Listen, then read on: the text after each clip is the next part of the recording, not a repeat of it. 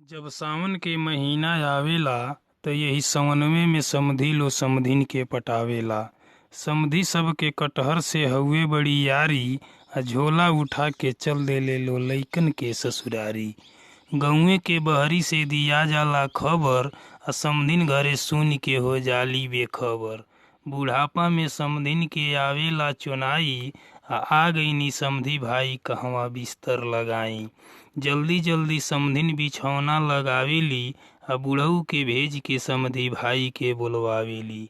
नाश्ता में भेजावेली नमकीन बर्फी पानी, आ कहेली समधी भाई अभी बड़ी टठगर बानी। बुढ़ापा में समधिन के जवानी याद आवेला, आ यही समनवे में समधी लो समधिन के पटावेला। पर्दा के आड़ से रही रही के झाँकेली, आ समधी भाई देखी जन मुँह आपन ढाकेली। साझी के बुढ़ऊ के भेज देली बाजारे, आ घरवे में से समधी के लागेली निहारे। पर्दा के आड़ से हाल चाल पूछेली, आ समधी भाई ठीक बानी धीरे धीरे टूभेली। कहेले समधी भाई मौजे से जाता, आ लगे आके बैठी अब कहाँ केहू केहू से लजाता। मुस्की काटत लुग्गा ओढ़त समधिन लगे आवेली, आ समधी भाई से सट के हंसी हंसी के बतियावेली।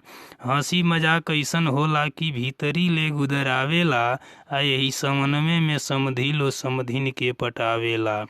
कटहर के कोवा परोसा जाला थारी में, आ समधी भाई लाशा लगा ले दाढ़ी में। मांगे ले समधी तनी एक कड़ुआ तेल चाही, आ कहेली समधिन पहले मुअड़ी सधाई। समधी भाई समधिन से बोले मुस्काई, आ एने कहाँ जगह बा रउए सधाई। सावन में बालेश्वर के आनंद बड़ा आवेला, आ यही सावनवे में